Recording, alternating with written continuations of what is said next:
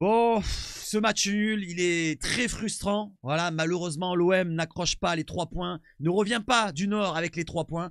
Mais dans la prestation, on peut dire franchement qu'on a fait un match très costaud. Donc on va voir ça ensemble, les amis.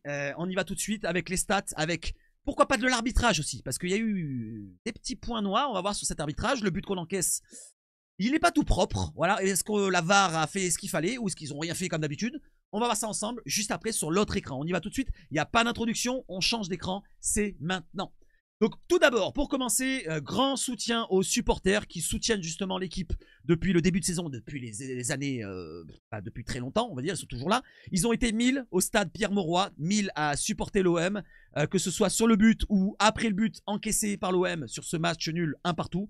Donc bravo à eux encore pour cette voix qu'on a entendue tout le long de la rencontre. Bravo aux winners, bravo à tous ceux qui sont déplacés comme les Fanatics et tous les autres groupes de supporters. Maintenant, regardons pour la prestation de notre équipe. Rien à reprocher aux joueurs qui ont livré un match de bonhomme, nous dit OM Fada, avec et sans ballon. Rien à reprocher à Roberto De Zerbi qui a parfaitement préparé l'équipe et qui a gagné la bataille tactique contre Genesio. Pas envie d'accabler Rouli, tous unis. Alors Rouli, je pense que beaucoup vont lui taper dessus, que ce soit par les débriefs ou à droite à gauche dans les médias ici et là, comme l'équipe qui met le premier titre, l'OM plombé par Rouli, plein de trucs négatifs dans une seule phrase. Moi, j'ai pas envie de plomber juste Rouli. Rouli a été le GOAT toute la saison, c'est notre meilleur recrue, et je le répète pour ceux qui ne l'avaient pas entendu, ceux qui n'étaient pas en live avec moi, on est en live là. Donc Rouli, on n'a pas à l'accabler sur cette rencontre-là. Malheureusement, il fait cette erreur-là. Ça arrive. Voilà, on prend des risques dans notre relance avec le jeu de Zerbi prôné par De Zerbi. C'est par cette erreur-là qu'il arrive le but. Mais malheureusement, c'est un jeu qui est prôné par De Zerbi. Donc on peut en vouloir plus à De Zerbi qu'à Rouli finalement. Donc l'erreur arrive, le but arrive sur leur seule occasion, parce que ça on va en parler aussi, parce que les Lillois n'ont pas existé face à nous. On les a dominés, archi dominés. On va voir au classement maintenant. On fait un petit point et on revient sur les stats. Le point classement. L'OM est deuxième. L'OM a son destin entre les mains, comme je l'ai dit, avec un match nul. Même si ça s'est resserré entre la 6e place et pas la 7e, parce que les Lyonnais ont perdu. Voilà, feu à eux, parce qu'ils sont terminés. Ils sont à 5 points de retard. Je ne pense pas qu'ils vont revenir sur nous quand même, faut pas déconner. Donc les Lyonnais, c'est terminé pour eux pour la 2e place au moins. Pour la 3e place, peut-être aussi, sûrement, à mon avis, les Lyonnais, ils sont terminés. Donc maintenant, regardons les autres. Marseille est premier, premier. Et deuxième, bon, premier on peut le dire, hein, parce que les autres, ils n'existent pas. 59 points, deuxième, Monaco, 58 points, 57 points pour Nice, 57 points pour Lille, 57 points pour Strasbourg. C'est archi serré. 2 points d'écart entre 1, 2, 3, 4, 5 clubs pour 2 places. Parce que la 4e place, on ne la veut pas. Le tour préliminaire de Ligue des Champions, on ne la veut pas. La place de Nice, la place en chocolat, on ne la veut pas. Voilà le classement. Maintenant, on va faire un petit point sur quoi? Sur le calendrier. Le calendrier de tous nos concurrents, on le voit ici. L'OM deuxième, 59 points. Vous voyez le déplacement d'abord au Havre. Vous voyez, il y a le match nul à Lille en doré. Le match en blanc, le Havre, déplacement avec l'avion. Et la réception de Rennes pour la 34e journée. Du côté des Monégasques, ils vont affronter chez eux, à Monaco, les Lyonnais. Donc ça va être un match compliqué parce que les Lyonnais sont terminés peut-être pour le podium. Mais ils peuvent, pourquoi pas, viser la 4e, je pense. Je pense qu'ils peuvent la viser. Parce que du côté de Nice, ils vont affronter qui? Ils vont affronter Rennes à Rennes. Rennes, c'est pas dit qu'ils accrochent Nice et qu'ils n'accrochent pas Nice. Et Brest, du côté du stade de Nice. Du côté lillois, ils vont à Brest et ils vont recevoir Reims. Du côté de Strasbourg, ils vont à Angers et ils vont recevoir Le Havre. Et les Monégasques vont se déplacer à Monaco et ensuite recevoir dans leur Groupama Stadium les Angevins. Voilà pour tous les concurrents, pour l'OM. Tous les calendriers en entier pour ces 2 dernières journées. Et on ne sera pas ensemble malheureusement en live pour l'avant-dernière journée du côté du Havre, mais on sera là ensemble du côté du Vélodrome contre Rennes. Vous serez ici chez moi, mais vous serez avec moi pour vivre ce match, pour les soutenir pour la 2e place, on l'espère, qui sera au bout. Pour l'instant, si on gagne nos 2 matchs, si on gagne au Havre et si on gagne contre le Rennes, on est 2e. Il n'y a pas de souci sur ça. Donc il y a le destin dans nos mains. Tout simplement comme il a dit Gouiri en fin de rencontre. Il a dit malheureusement c'est frustrant. Voilà, comme j'ai dit en début de vidéo, ce match nul est frustrant. On a largement dominé la rencontre et on méritait de gagner. Certes, le mérite n'existe pas dans le football, je le rajoute. Mais maintenant, on a le destin entre nos mains. On est 2e. Et si on gagne nos 2 matchs qui nous restent, on sera 2e. Regardons les stats. Les stats de cette rencontre. 1 partout, 60% de possession. On va passer next sur ça. Si ça en passe, on passe next sur ça. Regardons maintenant les tirs et les tirs cadrés. 13 tirs, 6 cadrés. 5 tirs du côté lillois, dont 2 dangereux. Le but que Rouli donne, on va voir comment il le donne. Donc Rouli donne ce but-là sur un dégagement. Alors on prend des risques, la relance propre de derrière du gardien. Malheureusement, il y a Jonathan David qui traîne et qui met sa tête. Il va la prolonger, il va le donner à Pardo qui va tromper Geronimo Rouli. C'est la seule occasion La seule occasion qu'on leur donne jusqu'au but. Et ensuite, il y a une deuxième occasion qui arrive juste derrière avec Jonathan David qui part dans le dos de Kondogbia qui est un peu à la ramasse et Balerdi fait son retour. Il frappe à l'entrée de la surface, Jonathan David juste au-dessus de la barre. C'est les deux occasions du match. Une qu'on donne et la deuxième, un ballon long dans notre défense en fin de match. Pour vous dire comment on a dominé la rencontre, on a maîtrisé la rencontre, comme il a dit Gouiri. Et nous, de notre côté, on a eu une ribambelle d'occasions, de situations. On aurait pu faire le break plusieurs fois, il a dit Gouiri. On peut regretter ça, de ne pas avoir mis le 2-0. Et voilà, donc il y a un partout. Il y a un partout. C'est négatif, dans le sens où on ne gagne pas, mais c'est pas si négatif que ça. On est toujours deuxième. Voilà, on est deuxième. On a dominé un adversaire de niveau Ligue des Champions. Et ça, on peut féliciter les joueurs. Ils ont fait ce qu'il fallait sur le terrain. Malheureusement, le foot, c'est pas une science exacte. C'est pas FIFA, c'est pas Football Manager. Tous ceux qui vont critiquer Rouli pour sa relance manquée, ça arrive dans le football. Ouais, c'est pas FIFA, c'est pas t'appuies sur le bouton, la passe va directement sur le joueur. Parfois, il y a des erreurs. Et les erreurs, c'est pris par les risques. C'est un risque qu'il a pris Rouli. Malheureusement, c'est arrivé sur la tête de David. La composition d'équipe, c'était un 4-3-3. Le 4-3-3 qu'on a vu contre Brest. Le même, mis à part que Benassar a commencé sa rencontre. Ouais, c'est le même. La défense à 4 avec Murillo, Rouli au gardien bien sûr, Balerdi capitaine, Kondogbia, Garcia, Højbjerg devant la défense, Rabiot, Benasser dans le cœur du jeu avec Henrique à droite, Greenwood et Gouiri devant. Voilà le 11 olympien de départ. Concernant les stats plus précises maintenant au total, elles sont ici. Vous avez des expected goals en plus avec 1,17, 0,46 comme vous le voyez ici. Donc les 0,46, vous pouvez le mettre presque que pour le but. Mis à part la frappe de David qui est ici. Vous voyez, il y a 4 tirs. Voilà, la frappe de David qui est ici. Il n'y a pas eu d'autres occasions. Les autres, ce n'est pas des occasions. Donc pour vous dire comme on les a maîtrisés, les Lillois, dans leur propre stade. Voilà, moi je mettrais ça en avant. On a fait un match très costaud, avec de la personnalité, comme il le dit de Zerbi ici. Le but n'est pas de la faute de Rouli, c'est mon fils, comme il avait dit pour Neil Maupay. Est-ce qu'il va l'écarter, comme Neil Maupay? Je ne pense pas. Il ne va pas le vendre non plus en fin d'été, comme certains veulent peut-être. Les supporters sont peut-être anti-OM, parce que pour ma part, si tu ne vois pas que Rouli est notre meilleur gardien depuis quelques années, c'est que tu as de la merde dans les yeux. Ces erreurs peuvent arriver et il nous a beaucoup apporté pour la deuxième place. Il a apporté beaucoup de points, Rouli. Et il fait partie des top 5 des meilleurs gardiens. Largement mérité. C'est pas comme l'autre de l'équipe, Loïc Tanzi, qui a aussi de la grosse bousasse dans les yeux. On est désolé pour le résultat, car on méritait de gagner. Le mérite, comme tu dis, ça n'existe pas, mais on méritait quand même. On a joué avec de la personnalité, de l'attitude. Donc la prestation, il n'y a rien à dire sur la prestation dans l'ensemble de l'équipe. Quelques joueurs qui ont été moins bons.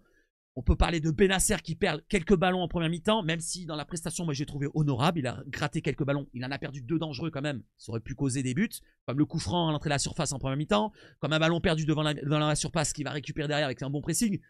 Mais Benasser, voilà, donc dans l'ensemble, il est peut-être pas encore dans le rythme. Rongier fait une entrée peut-être moyenneuse aussi finalement, si on regarde bien Rongier. Il finit bien la rencontre. Mais si on doit comparer les deux, c'est à peu près du kiff-kiff pour ma part. On a Henrique aussi qui est un petit peu en dedans, voilà, où il a hésité un petit peu à provoquer, offensivement parlant, mais il a fait beaucoup d'efforts défensivement. Il a beaucoup aidé Ulysse Garcia qui montait sur son couloir. Ulysse Garcia qui a fait un bon match. Voilà un petit peu pour mon avis sur quelques joueurs qui ont été moins bien. Henrique, Benasser, peut-être la rentrée de Rongier pour certains qui n'aiment pas, mais dans l'ensemble, moi, j'ai trouvé plutôt honorable. Voilà un petit peu pour ceux qui étaient un petit peu en dedans. Sinon, il y a eu des joueurs qui étaient dessus. On va en parler juste après. Il y avait lui, Adrien Rabiot, qui pour moi est le meilleur homme du match.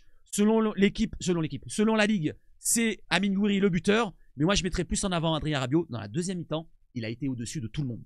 Il était vraiment, on voyait un niveau très très élevé. Niveau Ligue des Champions, il a perdu pratiquement aucun ballon. Il a été très très propre. C'est lui qui va provoquer ce but en faisant un appel en profondeur lancé par Ulysse Garcia. Il va faire cette petite galette pour Amine Gouiri qui a juste à pousser le ballon en tapine. Voilà, donc le but d'Amine Gouiri, le 8e de la saison, en 11 rencontres, 12 rencontres maintenant. Donc c'est très bien pour Amine Gouiri, il se met en confiance pour la fin de saison. Voilà, il obtient le trophée du meilleur joueur comme vous voyez sur la miniature. Mais moi je mettrais plus en avant Amine Rabiot, j'allais dire. Bon, on va mettre Amine Rabiot en avant. Voilà. Vous voulez changer de prénom.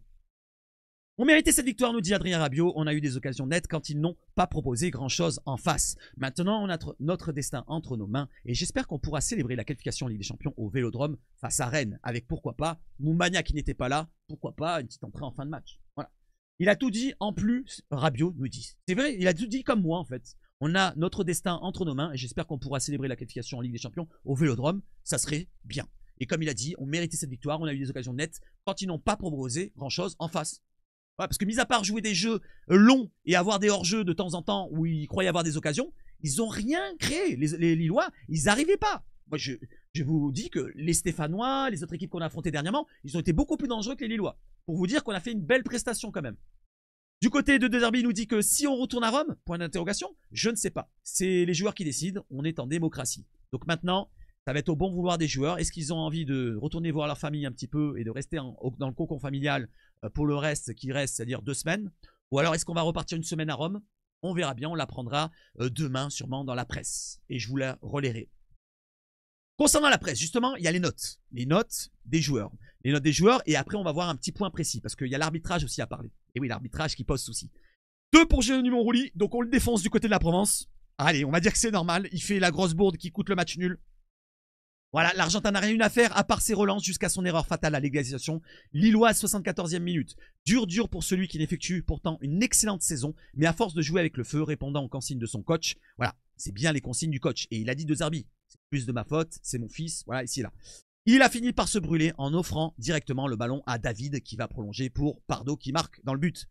Murillo, 6 sur 10, qui a mis Pardo justement en première mi-temps dans sa poche. Voilà, ensuite Pardo qui est venu un petit peu plus axial, donc il a un petit peu perdu de vue, il s'est retrouvé face à Sarawi, si je me trompe pas, qui a été un peu plus délicat à prendre, mais Murillo fait son match, je trouve.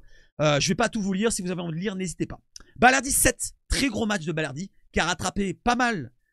Alors, je vais pas dire d'erreur, mais de manque de vitesse de la part de Kondogbia, comme à la fin de match, par rapport à David qui part au but. S'il ne fait pas son retour, peut-être que David rendra à la surface et a un tête-à-tête face à Rulli. Heureusement que Balerdi a cette vitesse-là pour revenir sur lui et a forcé la frappe de David qui frappe au-dessus de la barre. Si Balerdi n'a pas cette vitesse-là, peut-être qu'on a une occasion pour un 2-1 pour les Lillois. Donc Balerdi fait ça un gros match, un très gros match. Première mi-temps, il est régalé par sa technique. Deuxième mi-temps, par ses duels gagnés. Donc gros match de Balerdi. Kondogbia, on va dire le manque de vitesse. Voilà, je résumerai ça à ça.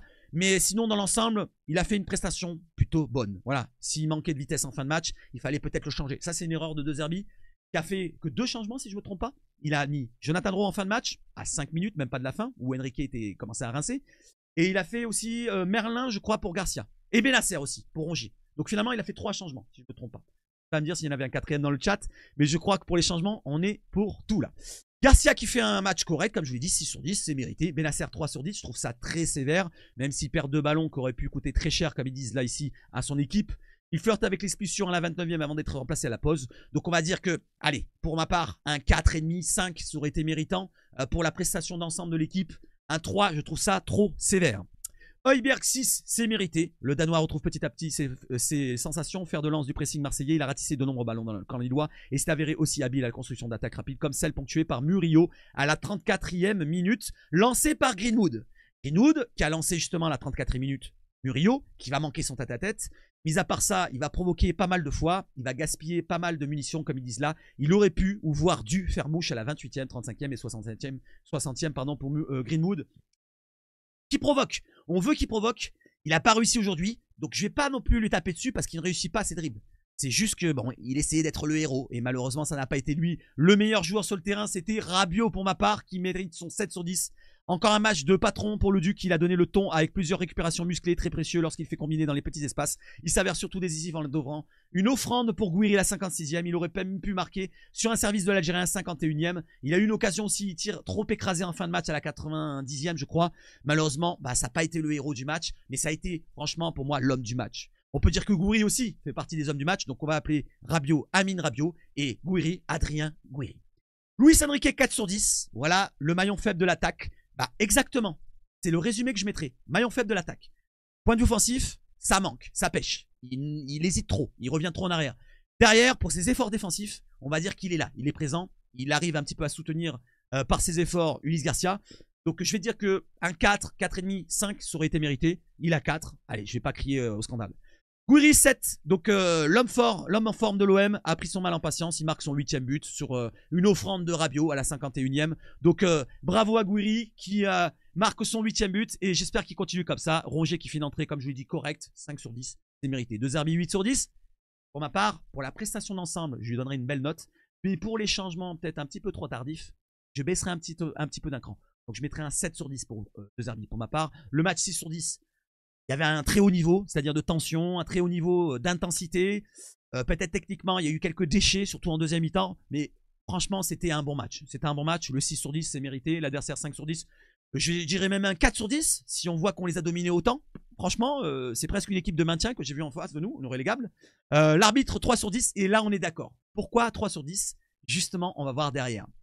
Justement, on va voir derrière pour l'arbitrage. Tout d'abord, l'erreur de Roulis, c'est la 11e de la saison, amenant à un but adverse cette saison, le plus haut total pour toute la Ligue 1, selon DAZN, qui a répété cette stat-là. Maintenant, voyons pour Roulis. En ce qui concerne Roulis, il a tellement apporté 2 points cette saison, il va reprendre et on terminera 2e. Donc ça, c'était un avis personnel, mais plutôt sur l'erreur de Roulis. L'erreur de Roulis, elle nous vient de là. L'occasion est quand bien marqué ici, sur un 6 mètres. La règle ne stipule-t-elle pas que le joueur adverse doit être totalement en dehors de la surface? On se pose la question. Et moi, je dis oui, normalement. Quand il y a un dégagement au 6 mètres ou à 5 mètres 50, un dégagement, là, comme on le voit là, Kondogbia a le ballon, il n'a pas encore tiré. Qu'est-ce que fout, lui, là? Qu'est-ce qu'il fout, lui, ici? Qu'est-ce qu'il fout, le Lillois, ici? Pourquoi c'est pas sifflé? Pourquoi c'est pas sifflé qui est dans la surface? Et c'est ce qui amène le but. Hein. Voilà, on a Kondogbia qui va faire la passe à Roulis. Roulis va essayer de la mettre de l'autre côté là-bas. Et David qui est ici va s'avancer, va mettre sa tête. Il va la remettre pour Pardo qui est hors jeu. Il est hors jeu. Il est dans la surface. Il n'a pas à être dans la surface. Logiquement, le but aurait dû être refusé. Si on en reste là, voilà, ou à l'autre image que je vais vous montrer là, regardez, c'est la même, mais en plus clair, en plus gros. On le voit, il est dans la surface. Le 6 mètres n'a pas été encore tiré. Le 5 mètres 50 n'a pas été encore tiré par Kondogbia. Donc logiquement, pas de 1 partout, 1-0 pour l'OM. Mais c'est pas tout. Je vais pas pleurer hein, pour l'arbitrage. J'ai pas l'habitude de pleurer. Je vous montre juste factuellement avec des preuves. Là, c'est pas moi qui ai mis le Lillois dans la surface. C'est le Lillois qui est dans la surface. Logiquement, il est dans la surface. Il n'a pas à être dans la surface. Autre chose, début de rencontre, un tampon. Voilà, on voit une petite faute. On se dit, ah, il n'y a rien. Il n'y a même pas de faute peut-être. Ah, si, il y a faute. On va le ralentir. Regardez. Bam, la semelle sur le genou d'Ulysse Garcia. C'est Haraldsson. Haraldsson, vous ne voyez pas là. Mais vous allez voir l'image en vitesse réelle. La vidéo en vitesse réelle. Là, vous voyez l'image arrêtée, vous dites, ah mais Seb, s'il faut il le touche pas, il effleure. Voilà, s'il faut il touche le ballon avant, donc on peut mettre un jaune à la limite. Mais non, là il n'y a pas de jaune. Il y a juste faute à peine, il n'y a pas de jaune. Il y a encore moins rouge. Donc on va voir maintenant la faute en vitesse réelle. Et dites-moi, franchement, restez objectifs. Restez objectifs, hein, ceux qui ne sont pas pour l'OM, même ceux qui sont pour l'OM. Dites-moi si ça mérite un rouge ou pas ça. Alors on regarde l'action. Voilà, vitesse réelle. Regardez le genou. Ça mérite un rouge ou pas? Je sais pas. Moi, je suis entre deux. Je dirais un jaune bien orangé.